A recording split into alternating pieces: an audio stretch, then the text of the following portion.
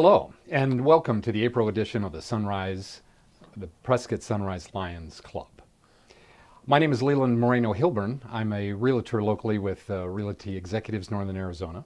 And along with my wife Rosa, we are co-owners of Virgo Organized Interiors, home staging and interior redesign. Rosa also is the photographer who contributed all the photographs to our Sunrise Lions calendar for 2017. Hi, my name is David Snyder. I'm a CPA, MBA, and EA with David A. Snyder CPA. And we are both members of the Prescott Sunrise Lions Club, and we encourage you to please go to prescottsunriselionsclub.org to see the community and charitable events we participate in. Also, please come to our club on Thursdays. Every Thursday at 7 a.m. we meet at Waffles and More. And we are a gregarious group that has a lot of good time, but we serve the community. So Leland, tell me about what you're going to talk about today. Well, I wanted to share first and foremost about all the work that our club does. You know, the Prescott Sunrise Lions Club locally recycles over 40,000 pounds of newspaper each month. And the monies we receive from the recycling and other projects, such as our calendar project and the Arizona tax credit program, all that money goes directly back to the community to serve the needs of the community. In programs such as sight and hearing for kids, we host the 4.0 dinner for high school students who have maintained a 4.0 GPA. We provide for leader dogs for the blind.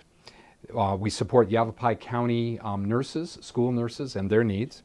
Yavapai Exceptional Industries, YEI, for disadvantaged adults. And vocational scholarships. We also support Camp Tatier for special needs kids, as well as the People Who Care program, and many other needs of the community. That's excellent. That's wonderful that we're doing that. As you mentioned, a lot of what we do is made possible through the charitable donations through the Arizona tax credit program. And I want to emphasize this because the time is running out for 2016. It got extended this year for our tax credits that go to the Prescott Sunrise Lions or under the charitable organization, the tax credit. And this is how you offset your taxes. I have checks here, real checks, and forms that we've set out, the Prescott Sunrise Lions Foundation, that of people that have contributed just today and yesterday to these programs because I've done their taxes and I've said, well, you owe $127 to Arizona. Would you rather pay Arizona and it goes down to Arizona for them to do what they want? Or would you rather give us $127 and you control how much you give as well as where it goes? Because we have a lot of programs that go under that, including Agape House, Canine Companions for Independence, Camp Tatier, as Leland mentioned, Delty Webb Family Resource Center, which is as Yavapai College, and it helps and it does daycare essentially for kids that are for kids that their parents are either going to the school or working at the school or something like that. They're students or they're professionals that go there that teach there. So that's a great program. We generally give $16,000 a year to that. Fair Start Backpack Program for kids, the Family Advocacy Center, Hungry Kids Project, Leader Dogs for the Blind, People Who Care, as Leland said, Prescott Area Shelter Services, School Nurses Assistant. A couple years ago, we used some of our greatest need money to help the school nurses, the Yavapai school nurses, go around Yavapai County. We got them scanners. They go around Yavapai County and scan the kids in first and second grade and later years to make sure they can see the board. You know, they can see to be able to read, and so they don't think they're stupid. Teacher preparation scholarships, vocational scholarships, Yavapai Casa for Kids, which is a foster care tax credit, and then Yavapai Food Bank, as well as YEI for disadvantaged adults that Leland talked about. So they can determine those programs that we send those monies to, and then that they get rid of the tax due that they owe to Arizona, or they reduce it significantly. There's been, I mean, you can give almost $4,700 to these programs, and they come directly off as tax credits on your programs. And if you do it by December 31st, then it also helps you on the federal return. But they're also extended out to April 18th. Most of these programs are extended out to April 18th this year. So I want to make sure everybody gets those monies in, because only 10% of people in Arizona take advantage of these programs, and it would reduce your taxes as much as you can, up to $4,700, married filing jointly, and half of that for all other statuses. So let's make sure that we get as many tax credits as we can. If you're doing your taxes, even if it's not with me, then you can still take advantage of this through April 18th of this year, and give to Prescott Sunrise Lions, Arizona. Well, you can't give to the Arizona Military Family Relief Fund because that doesn't extend, but that's for 2017 you can. Foster care tax credit, which is $1,000 married filing jointly, and half that for other statuses. There's a school tuition program, which is $2,173, and half that for other statuses, for married filing jointly, and half that for other statuses. And then there's public schools like PHS, FBLA at PHS, that will help you with, that's $400, 200 other statuses. And our credit is now $800, married filing jointly, and 200 other statuses. So all this money can go to these programs that you can monitor, that you can determine how much you want to pay them. And then if you don't like it, then you go next year to something else. There's a lot of different organizations under all those charitable contributions. Ours happen to be charitable, the charitable organization tax credit, which used to be called the working poor tax credit. And so these are great tax credit programs that help the community, instead of sending it down to Arizona, to the Department of Arizona, where they use it however they like, instead of how you like it. Okay, so, and now that I get off my soapbox, I've been honored to help support the many needs of our community because of our charitable tax credit donations. And we really thank you if you're contributing to these programs, and for those that are going to contribute to these programs in the future. We're now going to bring in our guest, Joe Preston of Dewey, Arizona, and the first Lions International President from the state of Arizona. So we're going to pause right now, and we're going to bring him in. Thank you very much.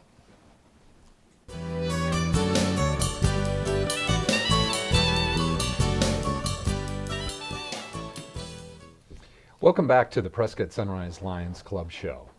I'm pleased to welcome today's guest, Joe Preston. Joe is a current member of the Bradshaw Mountain Lions Club and past Lions International President. Joe has been a Lion since 1974, and he has held many offices within the association, including club president, zone chairperson, deputy district governor, and council chairperson, and ultimately president of Lions International. Joe has served on the board of directors and as president for United Way of Yavapai County, and was a board member of the Lions Foundation of Arizona. Joe, welcome. Thank you. Thank you, Leland. Thank you, David. All right, so tell us about yourself a little bit. Where do you work? How long you been there? How they gave you a break to be Lions president for a couple, Yes. I work at Galpin Ford Lincoln Mazda in Prescott, selling new cars and new and used cars and trucks. I've only been there since last July, but I've worked for them for over 19 years prior to that, so I've had long experience with the Galpin family. All right, that's great. And you seem to live truly by the Lions motto that we serve. What originally brought you to the Lions Club organization? And was your first club the Prescott Sunrise Lions Club? My first club was actually the Mesa Host Lions Club. I was living in Mesa at the time, and a friend of mine just stopped by and invited me to lunch. I had no idea where I was going, and he took me to a Lions Club. And we went there, and I started learning about the projects of the club, all the wonderful things they were doing in the community, and it was just a great fit. It was a chance really to give back and become a leader in the community. So it was a great opportunity. So you actually went from being not knowing where you were going to eventually being the Lions International President, top of the heat. Yeah, it just, and I never would have imagined it. It was never, when I joined, was I looking for anything, even a club office. I just wanted to do good things in the community, just opportunities presented it, and you get a chance to perform and move on up the ladder one little step at a time. That's the way. That's the way we should teach our kids, right? Yeah. Yeah. Yeah. Well, Joe, how many different clubs have you been a member and served with? Okay, I've been 3. My first club was the Mesa Host, and then when I moved up to the Prescott area, I joined the Prescott Sunrise. But we didn't have a Lions Club in Dewey Humboldt, and so we decided to charter one in the year 2000, and that's when we went and your club helped start that club. So we appreciate your help. Terrific. That's great. That's terrific. Okay, so Well, it's really been an honor for all of us to have had you represent the state of Arizona while president of the Lions International. And I would really like if you could share with us a little bit about what it was like being president at that level. For me as a new Lions member, really difficult to comprehend that Lions is in fact internationally an organization that serves throughout the world. It was a 4-year commitment, and I took 4 years off work, and just basically devoted this full time. I got a little stipend, and they paid for my expenses, but all the living expenses were on my own. But it's just a matter of volunteering and giving back, just a little bit different level. As president, it's very time consuming. I was home 30 days during my years. I was international president, visited over 35 countries. And the duties would be various, but not only have the board of directors meeting in the administrative part of the job, but you're really going on and visiting to see disaster sites, going out and seeing Lions projects, meeting with world leaders, whether they be religious leaders, community leaders, political leaders, heads of state. So it's quite an opportunity to represent our club at that. And when you go to these places and when you're meeting with those people, you're trying to promote what we're doing as Lions and getting their joint cooperation because you're working on the same things so many times. Mm-hmm. So tell us about your travels a little bit. Well, I got a chance to see the world. I was in every continent and had a chance to really go and see the Lions in action, doing wonderful things. You were talking earlier about all the things you do right here in the community, and that's true around the world. Lions are busy doing things. They might have different projects, but they're trying to give back and do things like when I was in Africa, they might be digging wells for the people or providing clean water or basic immunization. So it's different things that they would be doing, but it's meeting their local needs and the best they can. Well, around the world, so here in the United States, here locally in our club, we are a civic club, Yes. not affiliated with governmental agencies as such. In other countries, is Lionism supported governmentally as well, or? I would say not. No, they're still independent. Some of the governments around the world actually do partnerships with the Lions on projects, but not where the Lions are still independent. They're just working on joint projects. And I would say that's kind of the exception rather than the norm. Most of the Lions are doing figuring out their own local projects and going out and doing them. Although we do work with many organizations around the world on joint projects, because sometimes there's a project that's too big for just one organization to take on. Sure. With regards to disaster relief, do Lions International, do they respond with other charitable organizations, or do they work directly with governments in that capacity? A little bit of both on that. It's nobody can do everything in meeting the needs of a disaster, because that's what when they have these terrible earthquakes or whatever they might be. There are the Red Cross and the Salvation Armies and the first responders that go in. As Lions, we play a little different role. I mean, we give immediate relief, and we often cut grants within the on a day or so of the disaster and start working on it. But we just take on more long-term relief rather than focusing on just the immediate. As an example, I was my year as president. I went back to Christchurch, New Zealand, which had an earthquake about 6 years earlier. Lions were still there doing things, building community centers, addressing community needs, when a lot of the other organizations had left because they had kind of already filled their mission. But each one of these organizations are really working together. It's not like you're fighting for each other. There's lots of things to be done, and a lot of times by sharing resources, you can accomplish more. What programs have you been most proud of, maybe locally versus statewide versus internationally? I think Lions were best known for our work with the site and we've had site projects around the world, whether it be building eye hospitals or doing special surgeries or providing glasses. You know, there's so many things that we can do in that realm, and really have had an impact almost at every community by doing that. But there's a lot of other projects. I think one of my favorite visits was when I went to Ethiopia. And it was a joint project. We were there with the Carter Center and a couple other organizations, Pfizer and a couple of organizations that were working together. And in a course of 1 week, we provided immunization. Well, actually, we provided antibiotics for 13 million people in one region of Ethiopia that was very susceptible to trachoma, high rates of that. And so we were able to go in there and give them the antibiotics that they needed to combat the disease. And it was kind of interesting that sometimes you meet with a head of state and you just kind of a polite little meeting. But we actually got to sit down with the president of Ethiopia, and Ambassador Peters from the Carter Center was there. We had this great meeting because the president had the press there. There's probably all the TV stations and newspapers from the country that were there covering this, and he was covering the same things that we were trying to promote. He was talking about the need for safe, and he was talking about we need to provide surgeries for the people that have the eye disease, but we need to provide the antibiotics to prevent the disease.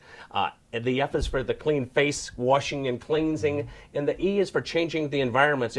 I had a chance to go to some of the rural villages there in Ethiopia, and mud huts, and pretty primitive by our standards, that's for sure.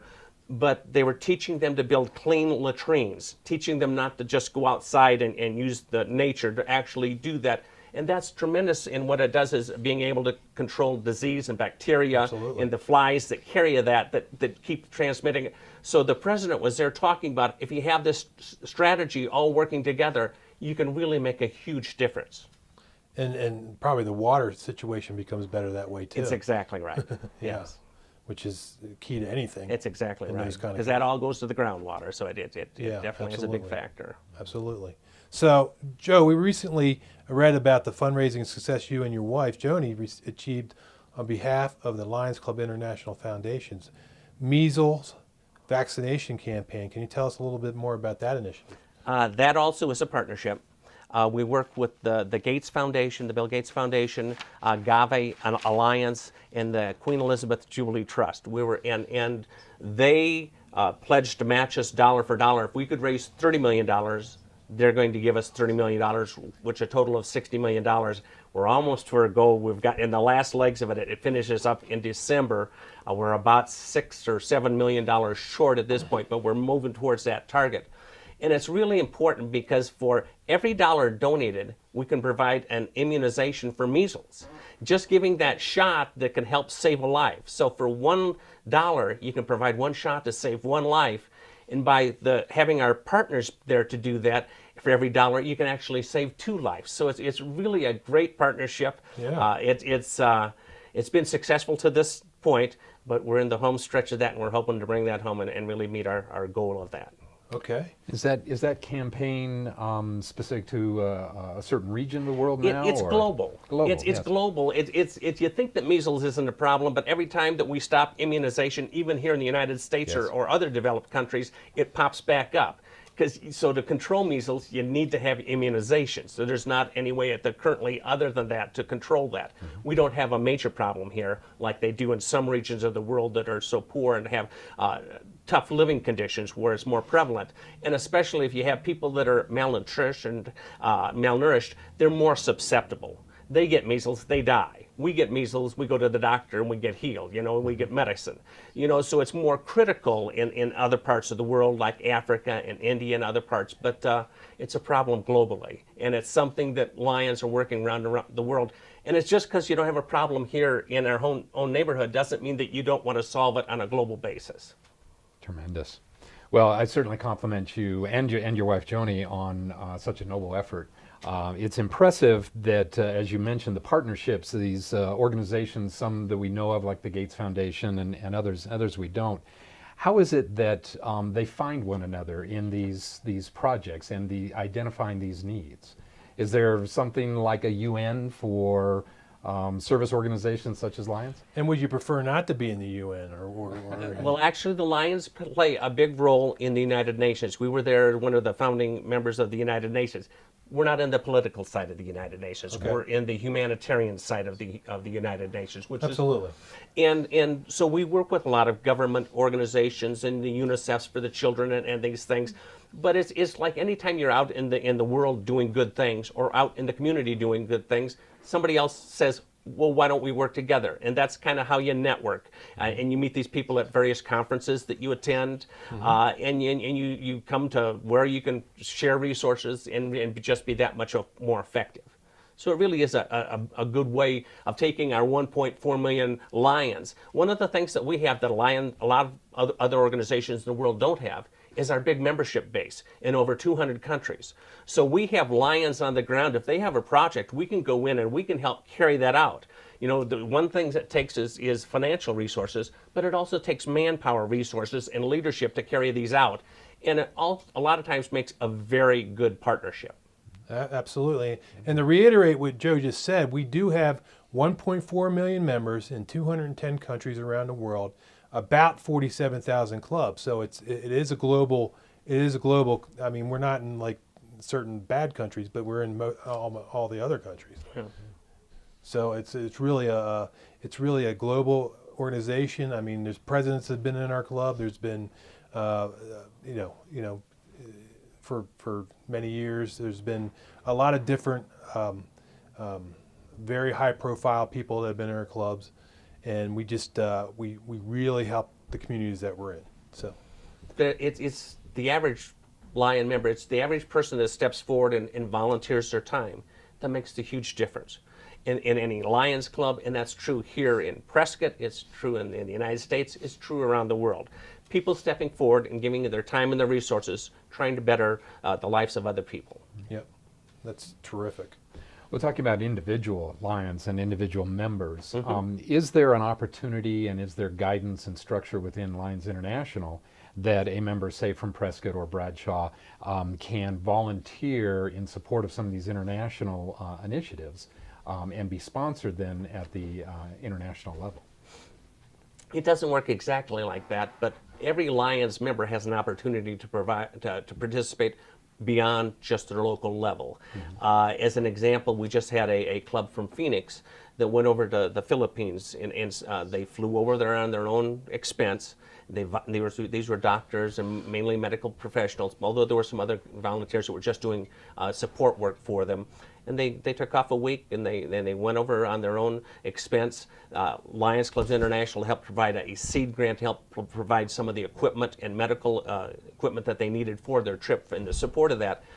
But here they are in another community helping, giving back, making a huge difference and helping people that really needed, providing glasses, providing surgeries, and other needs that they were there. It's so somebody locally can get involved internationally.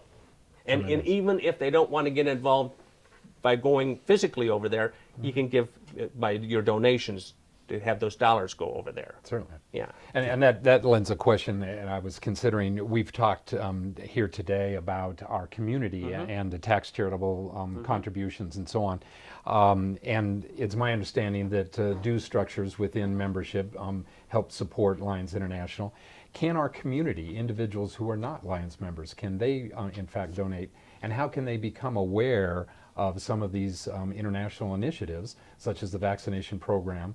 Where would they go to contribute in that way? If they went online to lci.org, or they Googled Lions Clubs International, they would get onto our website. And you can donate right through our website to our foundation. And you can see the things they're doing. You can pick the things that would be of interest to you. That's excellent. Well, as we've heard today, around the world, Lions members are making a difference in the people's lives on a humanitarian basis. So as we've asked you to contribute to the causes that we've identified here locally, please consider also international causes and look into Lions Club International and the great works that they're doing. Okay, Joe, it's been an honor and pleasure. Thank you for joining us and sharing about your distinguished service with the Lions, and I'm really happy to have you. Thank you, and thank you for all you're doing for the community. Absolutely. We want to spread the word. Thank you. All right. As we serve. Thank you, David. As we serve, Thank you, yeah. Leland. Thank you. So talk about what you're going to talk about, Leland. Well, in conclusion, we are the Prescott Sunrise Lions Club, and I would like to invite you to participate in our clubs, to learn about Lions, learn about the clubs that you have locally in your communities. Our club meets every Thursday morning at 7 a.m. at the Waffles and More in Prescott. And you will find that our club is friendly, we are fun, and we are engaged in the Prescott and Prescott Valley communities. We joke, we laugh, and we fully understand our purpose in the community, and that is that we serve. If you want to be a part of such a program, then come to our meetings and consider becoming a member of the club. And since we have a couple minutes left, I'm going to talk to you again about these tax credits. It really helps the communities that we're in. It really helps you on your taxes yourself, and it's just a no-brainer to me to help the community while maintaining control over the money, as opposed to sending it down to the state. I wish this was a federal tax credit. It would relieve a lot of my taxes, as well as everybody else's, I think. So remember, as the Prescott Sunrise Lions Club, we're one of almost 47,000 clubs in the world, and we also I want to finish up by thanking everybody that contributes to this shoot of a show. And what we do is we started a Leo Club, which is a high school level Lions Club, essentially at Prescott High School about 2 years ago, and we have members of that Leo Club helping film and direct this and they're going to edit this show. And today's members are Abby Triana and Aaron Mariquin, and they were very helpful in shooting the show. And I want to thank the Prescott Media Center group, and you can go see them on prescottmediacenter.org. And I want to thank you, Linda, Mary, Jim, and Emma for their help in filming the show all these times. We've done, this is the 15th show we've done, and it really helps get the word out about Lions and about tax credits and about all the things that Lions do, as well as help you understand what we do in the community. We do a lot of recycling still in Prescott Valley. We do like this tax credit. We were selling the calendars. We're giving them out this past year. We're gonna revamp that a little bit this year, and that makes a lot of money. It goes right back to the community. Nobody gets paid. Everybody is there's no big somebody making a big salary or anything. But like in certain other organizations, and every dollar goes most every dollar goes back to the community, straight to where they're supposed to go. We do have a little bit of advertising money that we do for the tax credit program. So just thank everybody for helping us today, and thank you again, Joe, for being here. Thank you, Leland, for hosting with me. This is David Snyder signing out. Thank you very much. Thank you for watching.